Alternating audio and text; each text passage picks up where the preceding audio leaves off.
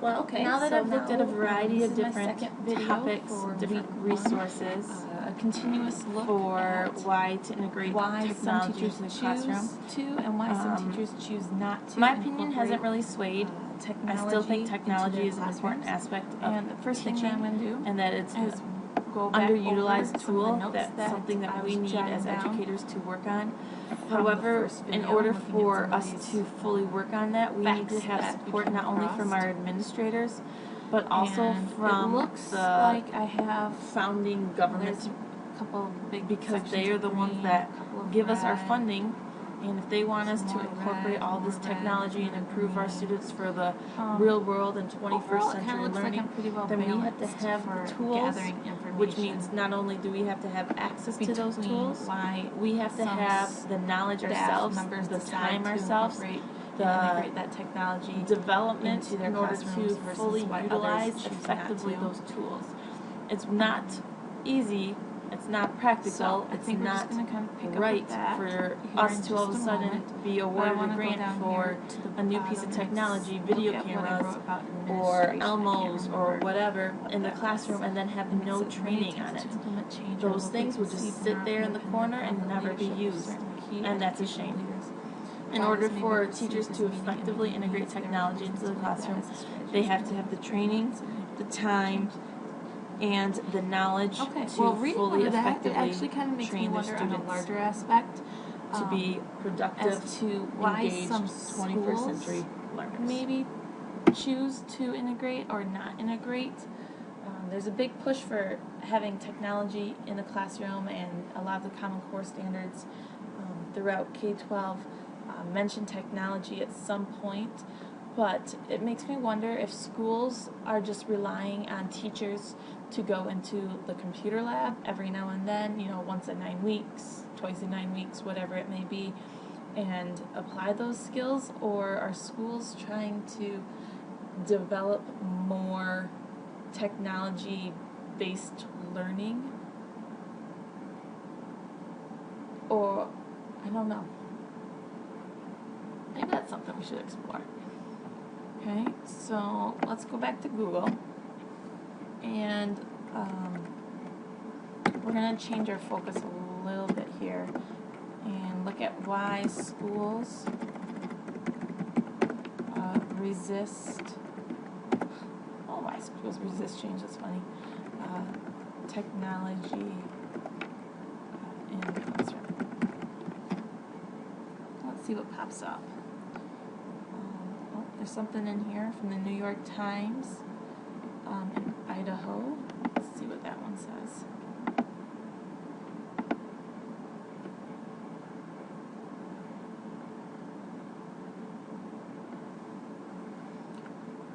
Tech push in Idaho schools. Former military police officer in the Marines. She's now a high school teacher, and many peers resisting a statewide plan that dictates how computers should be in the classroom. Passed a law that requires all high school students to take some classes online to graduate, and that the students and their teachers be given laptops or tablets. The idea was to establish Idaho schools as high-tech curriculum. To help pay for these programs, they meant to shift tens of millions of dollars away from salaries for teachers and administrators. And the plan envisions a fundamental change in the role of teachers, making them less a lecturer at the front of the room and more of a guide, helping students through lessons delivered on computers. Change of broad green tension, especially embrace technology, feel that policymakers are thrusting computers in the classroom without their input or proper training.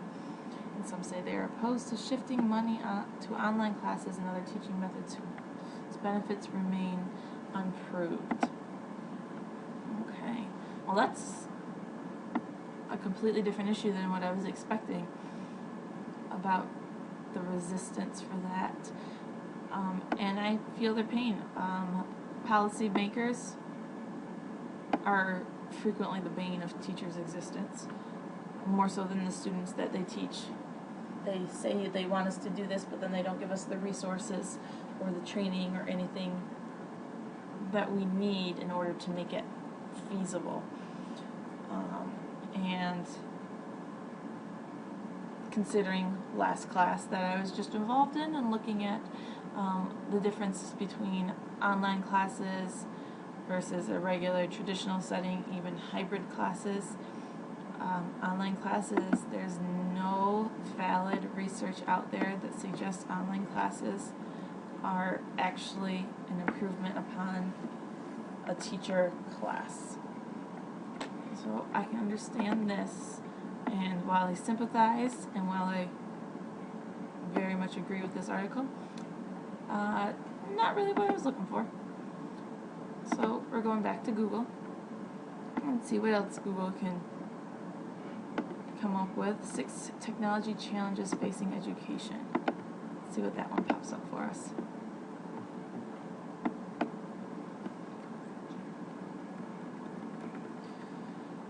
Increasing prevented widespread effective implementation. Those challenges are systematic and some are related to technologies themselves. Share the blame, teachers and educator leaders. Emerging issues in education using primary and secondary research. Significant constraints on the adaptation of technology in education. Okay? So what are some of those strains that cause people not to put education in the classroom?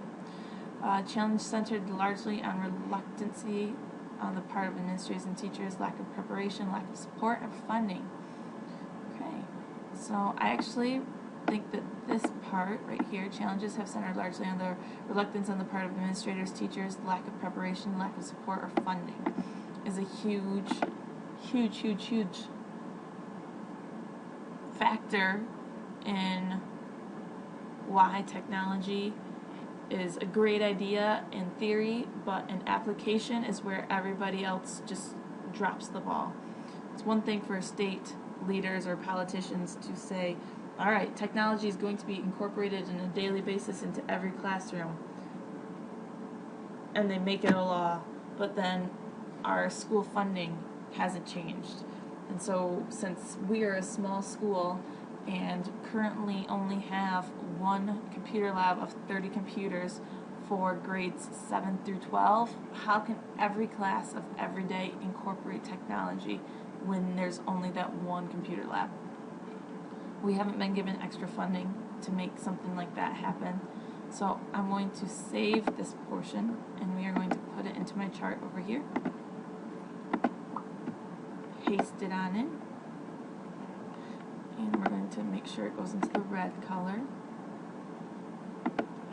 And our title is 6 Technology Challenges Facing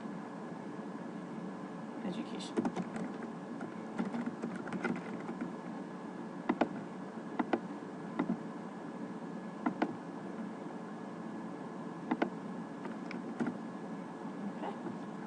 Which that one I think also ties in as well as this down here. Whether it's not just administrators, it's larger leaders, governors, the Department of Education per state. They want all this stuff to be included, but then the resources, the knowledge, and the know-how aren't there.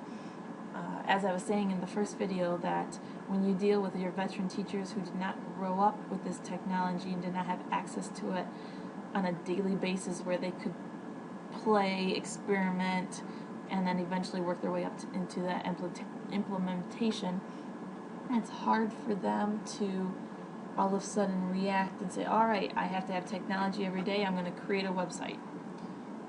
But they have no knowledge how.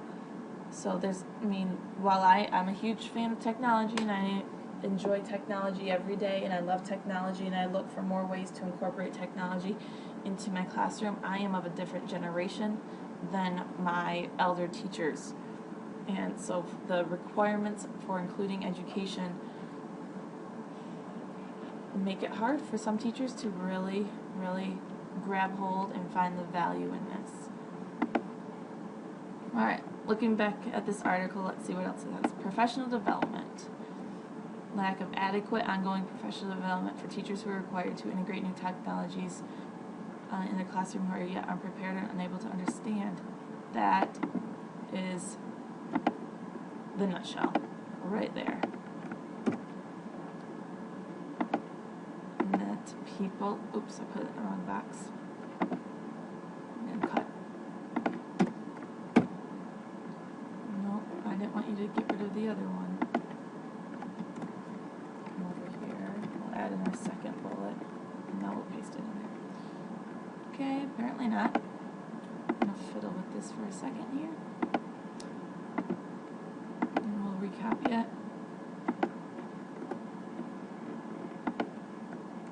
There we go. There we go. That's in a nutshell. When schools mandate the use of specific technology, teachers are left without the tools and often skills to effectively integrate the new capabilities into their teaching methods. The result is that new investments are underutilized or not used at all, or used in a way that mimics an old process rather than innovating new processes that may be more effective for engaging students. Very true. Resistance to technology comes in many forms, with key resistance challenges. The comfort with the status quo. Teachers and school leaders often see technological experimentation as outside the scope of their job descriptions. Huh. Interesting. Wouldn't really think outside their job descriptions. There's a way to make teaching your students more effective. I would think that that's one of the key components of being a teacher.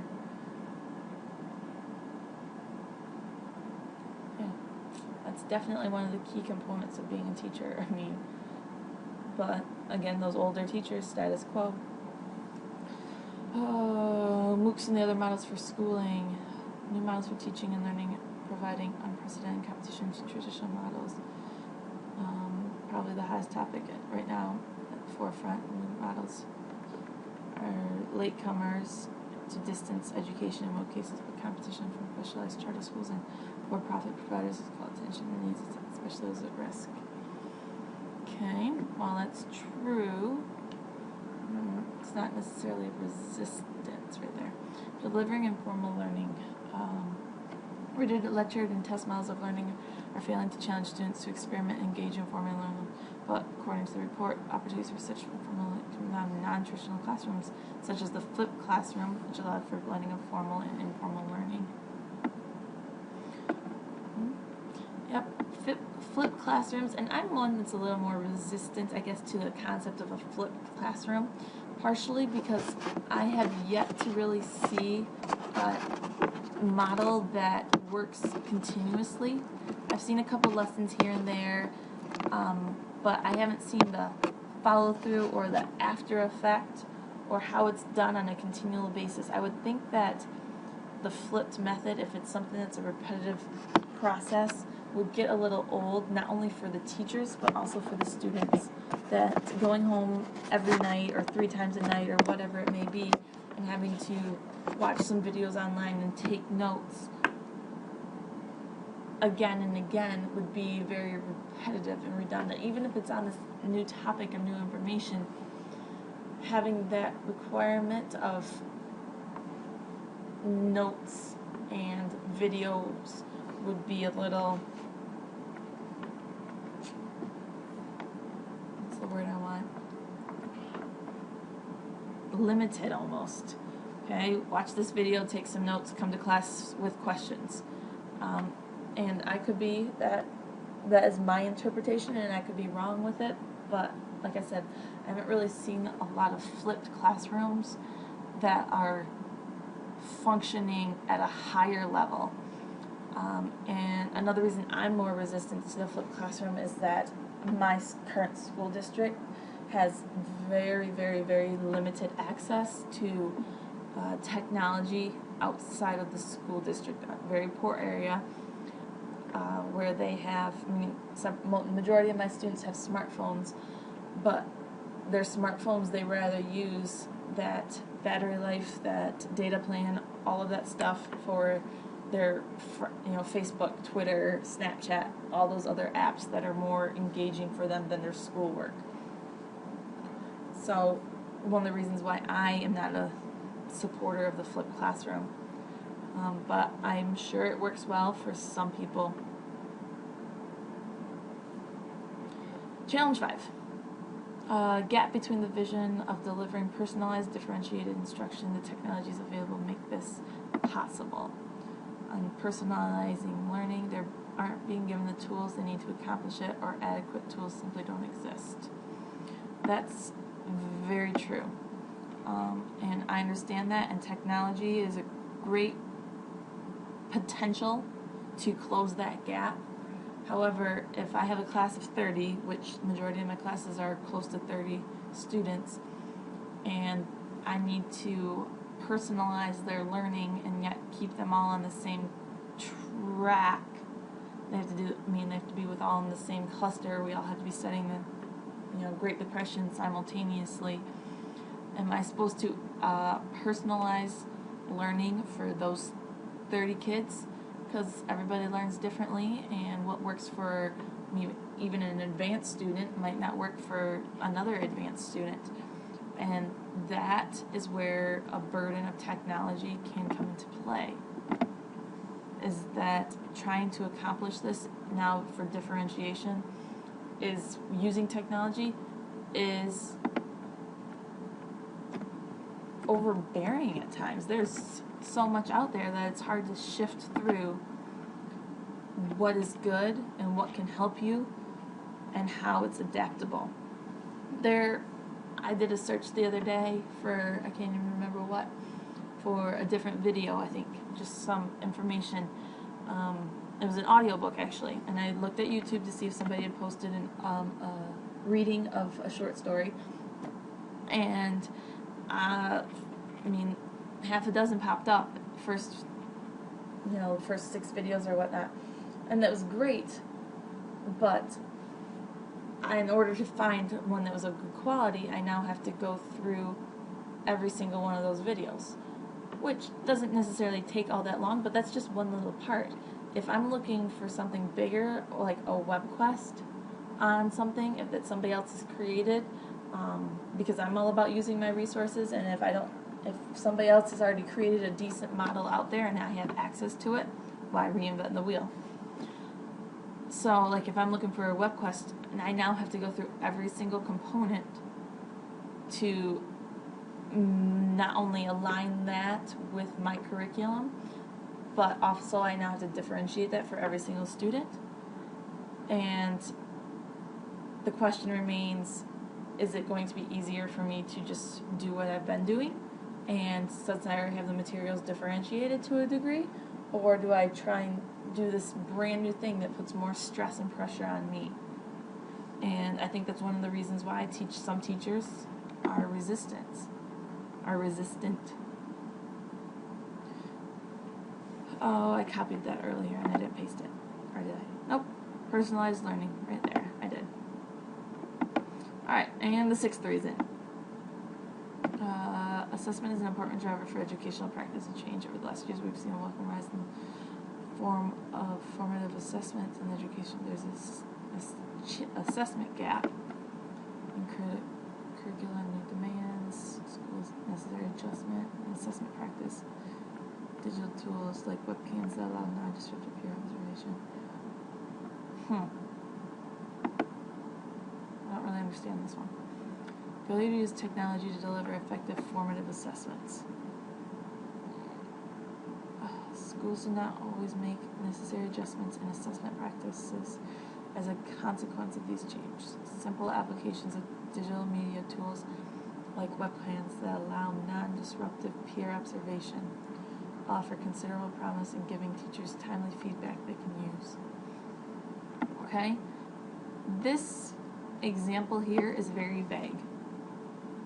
I don't understand how a peer observation allow peer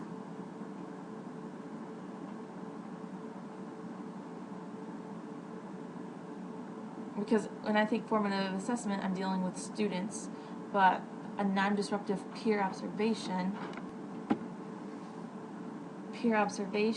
is when teachers are observing each other. So I don't think that this example fully aligns with this challenge that we are being given.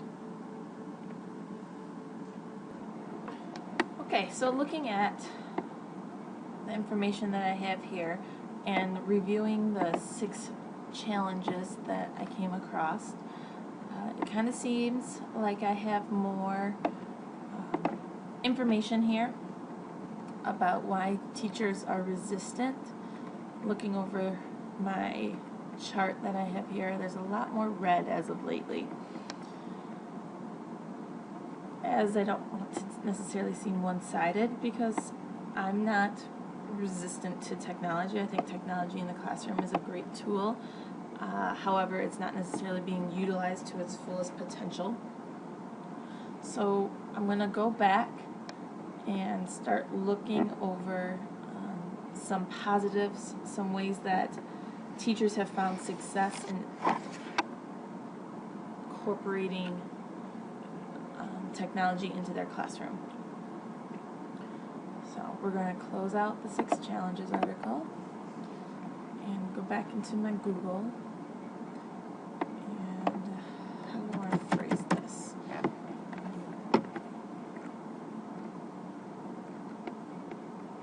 Successful integration of technology in the classroom. Okay, what is successful technology integration? Let's open this one up and see what we got.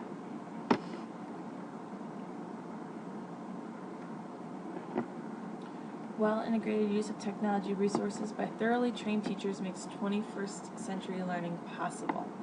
I like that. That's true.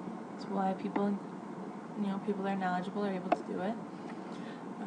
Integration use of technologies, computer, mobile devices, smartphones, tablets, cameras, media platforms, networks, blah, blah, blah. Successful technology integration is achieved when the use of technology is routine and transparent, accessible and readily available for the task at hand, and supporting the curricular goals, helping students to effectively reach their goals.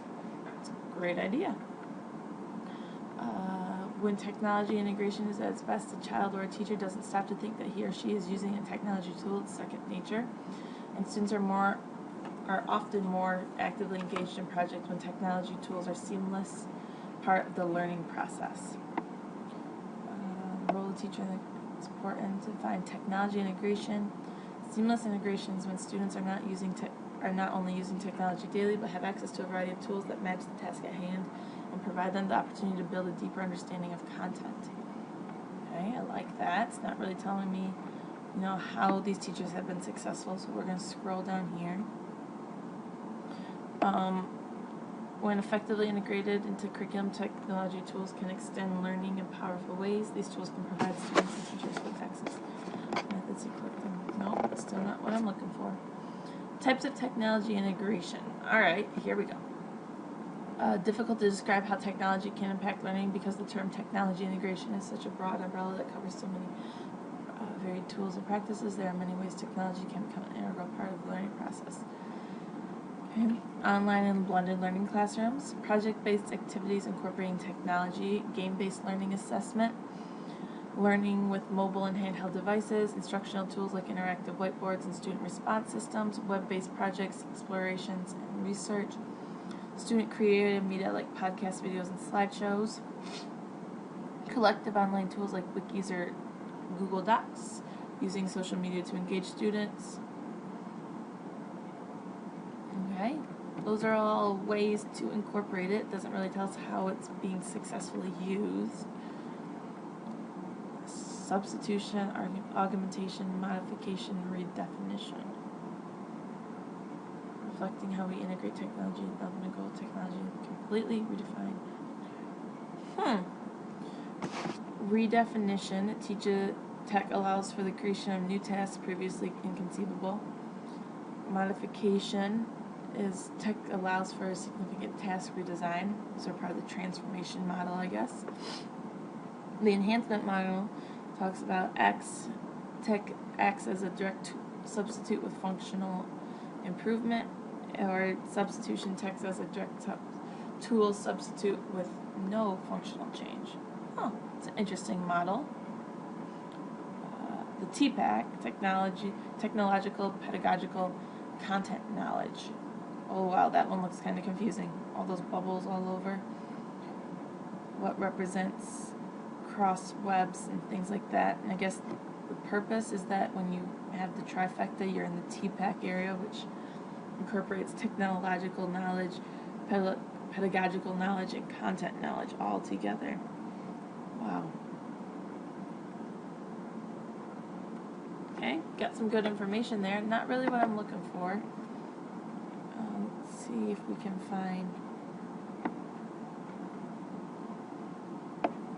re-envision the role of technology. Okay, let's see what their re-envisioned role includes from the National Association of Elementary School Principals. Okay. Not necessarily an elementary school teacher, but you never know, they might have a good idea. Something that can be done. Third graders texting on their cell phones, navigate iPod Touch better than we can. Middle schoolers, internet access to follow their blog or YouTube channel. Okay. Highly relational command, new knowledge, integration remix, shift in roles, discovery and exploration. Here we go. Technology infused discovery activities, interviews, blah, blah, blah, for example. Allow students to explore unanswered questions. For example, instead of beginning a lesson on geometric transformation by listening to a lecture or looking at examples on the board, fourth grader might use a free geometric transformation activities in the library from Utah to answer probing questions. What is our geometric reflection? Middle schoolers take it a step further to discover and develop steps for graphing reflection on a coordinate plane. Exploring as a real mathematician would, the students tries to understand, analyze, and evaluate their experience to answer the proposed question. Discovery activities give students real-world problem-solving experience and ownership over their learning, as well as allow them to bring their observations into a subsequent lesson discussion or creation activity as prior knowledge. I like that sentence, and I think it gets to the real root of why technology is important, and that you can have that real-world experience that probes further understanding, probes further analysis of what you are learning, but this still doesn't necessarily tell me how. Creation activities provide students with the ability to develop creativity and problem-solving skills by displaying their master's. No? Okay, this gives me a list of projects. One of the greatest benefits of 21st century technology infusion is one of the key mandates. Compose their work for an audience one by using worth seeing, okay, worth seeing, worth reading, worth doing if they put it out there for the world to see.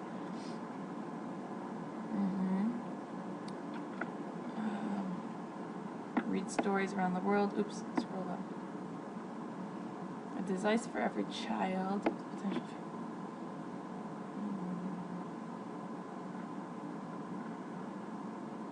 Yep. Unfortunately, with a variable school budget, technology resources is a daunting task. Not sure. Still isn't really what I'm trying to look for here. Vision for the future. It's not about the money, it's about mindset. To successfully implement such a program, a school must be led by a proactive leader who makes the needs of 21st century learner a priority, deliberately empowers teachers to innovatively craft digital learning experiences that promote discovery and creation, and establishes a shared vision and unique plan for their students and teachers. Okay? Nothing new there. Still not what we're looking for, though. Successful examples, maybe we'll add that to our search and see what that pops up.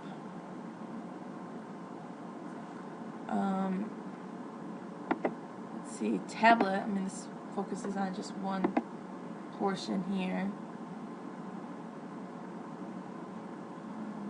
Successful classroom tablet integration.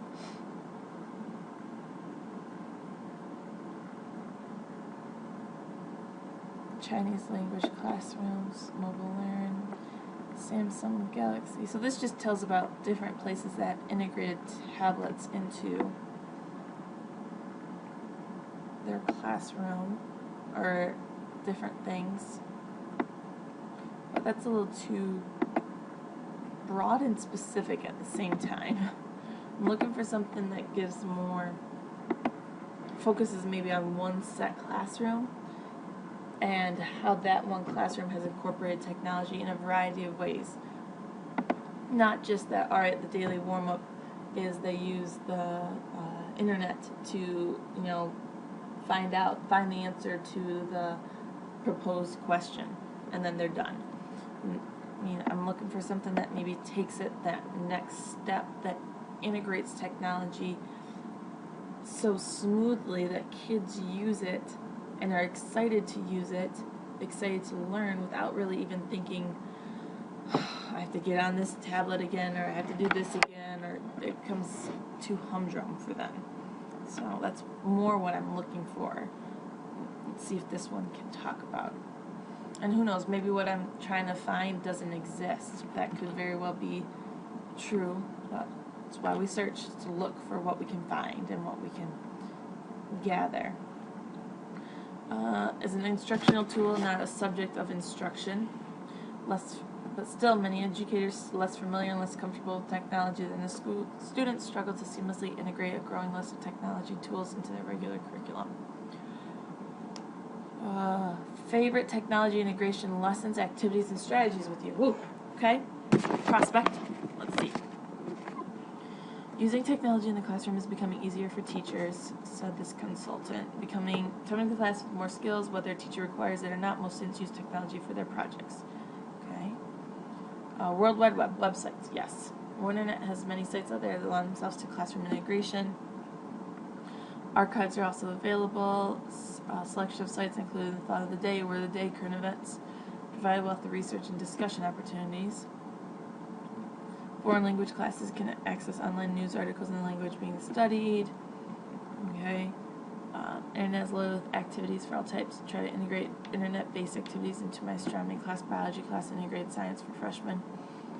Might include current readings and topics in the field or activities that students can do. Astronomy class is small, so I intend to get each student an email account, post articles to my website. Students will respond individually, post their responses, and have students respond to one another's postings. It sounds like a great idea. Our school, my school, currently has all the students have their own email account. My question for this, to see how well this is working for this science teacher, is if he gives them time in class to read the articles. Does he require it as a homework assignment? What type of articles is he giving them? Is it relevant to their current curriculum? So this is kind of what I'm looking for. I'm hoping for a little bit more. And I also wonder, he says that he'll post their responses and have students respond to another. I wonder what learning system he's using. Is he posting, does he have like a classroom Facebook page? Is it a Twitter account? Schoolology, Edmodo, what of those? I'm curious as to what he's using. So let's see, maybe it tells us further on here, but I don't think so. I see another teacher's name, a K-8 curriculum teacher coordinator. Appropriate sites, create a web page for students to use. Came to the lab with guided research, other times use the internet, big screen. Students with work in pairs answer questions. That most teachers felt secure using the internet in the lab with me or in their classroom if I was there. They became more comfortable.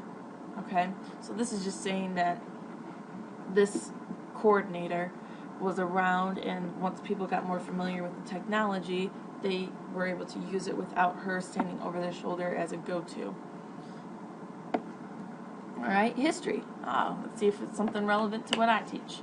Assign students to research different areas of a particular subject, go on the internet, collect pictures, information, and so on, present results for the research of the class. Study of Civil War battles would be an example of a type of activity. Assign groups of different battles. Students would research their assigned battles, collect pictures, and then give a guide tour of the battlefield telling what happens. It's very similar to what I do. At one point, we do our own little interactive study of different things, different time periods, because sometimes, like the Depression era, there's so much to discover with the Depression, and how Roosevelt tried to help with like the New Deal, the first 100 days, the second New Deal, that I divided out among students to have them do their own research, and then they present it to their classmates. I don't teach the Civil War. but I have done this with something very similar actually with both World War I and World War II. Okay, so I'm glad to see that other teachers are doing similar activities as I do. Makes me reassured that I'm attempting at least the right thing. Older students create online scavenger hunts for younger students. Improves older students' research and typing skills and provides lower grade teachers with extra activities for their students. Computer coordinator. Okay, so that's something that she can do. That's kind of a neat idea. You get those older kids with their higher level thinking, picking out key details. I like that. But that doesn't apply to me as I'm not teaching older and younger. I teach 9th and 10th graders, and I only teach 10th graders for English.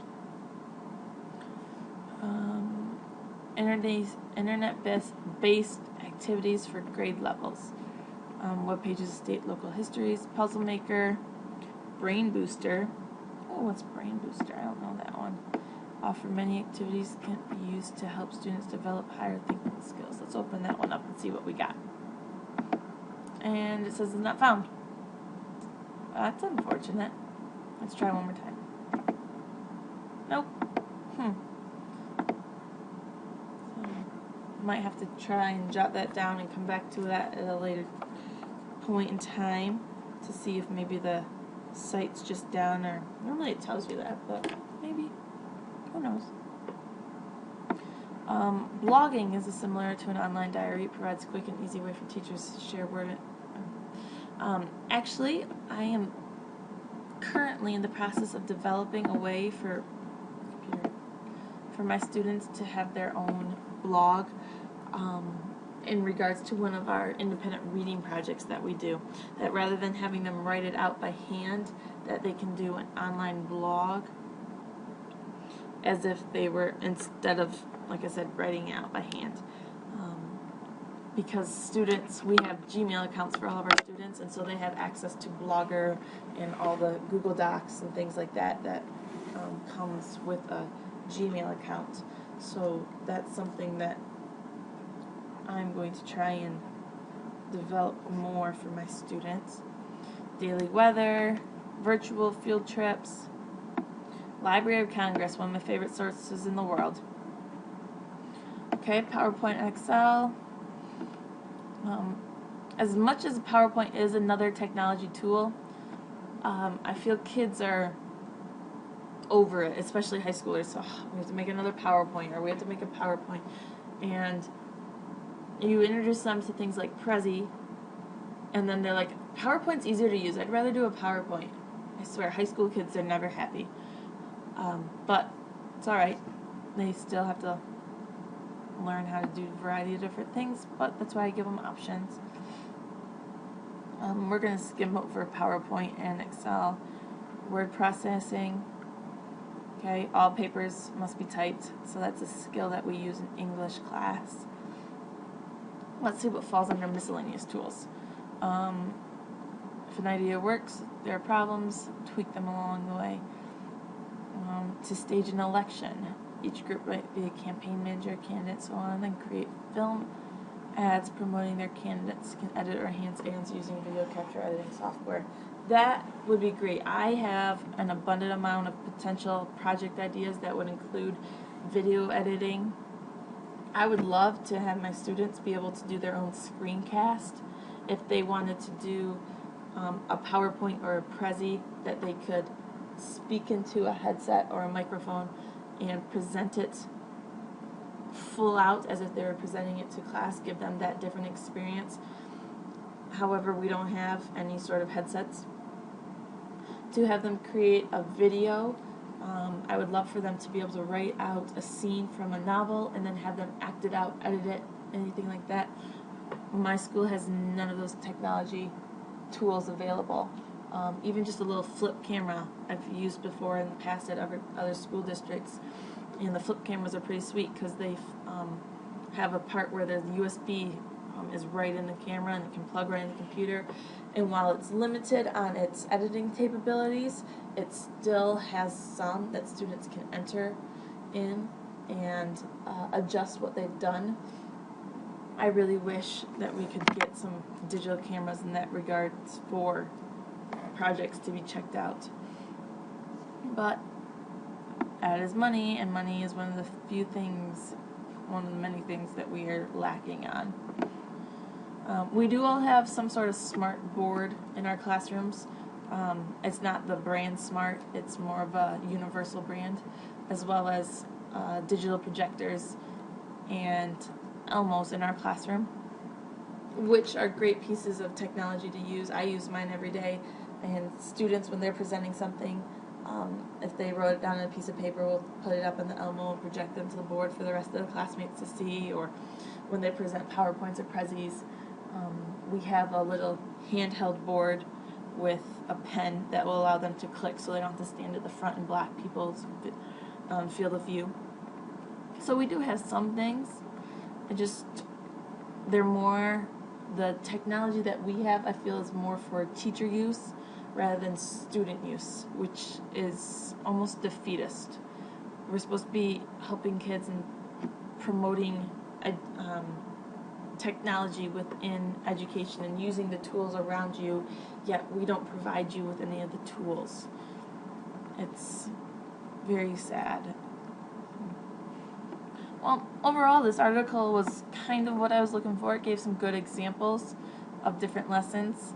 I actually wonder now, because I thought about lessons, if I can do something with like a lesson plan. If there's a lesson plan out there about people that have integrated lessons completely successful within their classroom. These lessons support standard-based curriculum. Okay, let's see what this one offers me.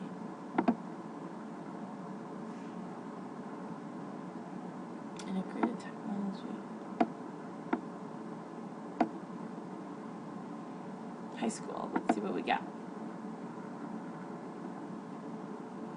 High school resources, teach plans, internet for classrooms, curriculum-based,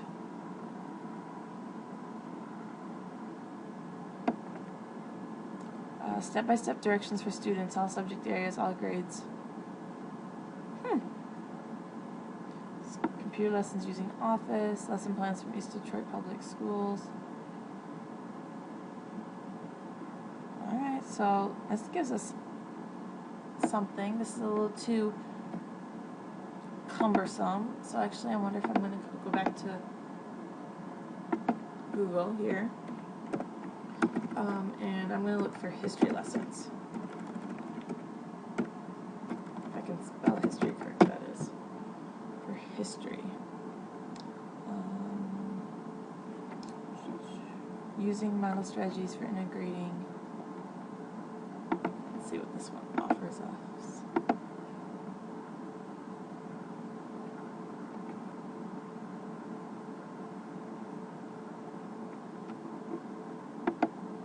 Using model strategies for integrating technology into teaching.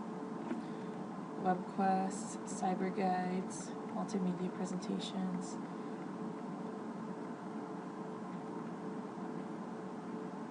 Web quests are great, and I've actually made 2 over the course of my master's program.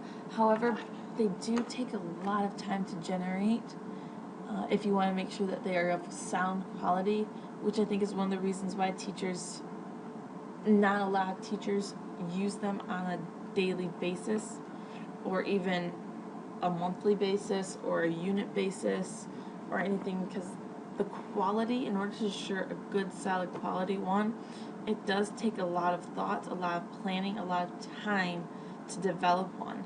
And we all know teachers are always pressed for time, and time is one thing that teachers never have enough of. So to create your own, or even to find a solid one that aligns with what you are currently doing, takes a lot of that time. But I still enjoy them. Wealth of information uses supporting curriculums. So, okay, well, that's good, some stuff there. Technology, resources, this is still on the web quest. An example. Okay, online examples of other ones. World, everything is here from world hunger to planning a trip to Canada, current issues, core literature, physical education topics. Wow. Can share lessons, upload them. Okay. Okay, that's a lot of good stuff. Cyber guides, another one. These give us a variety of samples, a variety of topics. Not really the lessons that I was looking for. However, I really do like this, and this is something that I'm going to try and explore later on for maybe actual things that I can incorporate into my classroom. Well, now that I've looked at a variety of different topics, different resources for why to integrate technology into the classroom, my opinion hasn't really swayed. I still think technology is an important aspect of teaching and that it's an underutilized tool, that's something that we need as educators to work on. However, in order for us to fully work on that, we need to have support not only from our administrators, but also from the founding government, because they are the ones that give us our funding, and if they want us to incorporate all this technology and improve our students for the real world and 21st century learning, then we have to have the tools, which means not only do we have to have access to those tools, we have to have the knowledge ourselves, the time ourselves, the development in order to fully utilize effectively those tools. It's not easy, it's not practical, it's not right for us to all of a sudden be awarded a grant for a new piece of technology, video cameras, or Elmos or whatever in the classroom and then have no training on it. Those things will just sit there in the corner and never be used, and that's a shame. In order for teachers to effectively integrate technology into the classroom, they have to have the training, the time, and the knowledge to fully effectively train their students to be productive, engaged 21st century learners.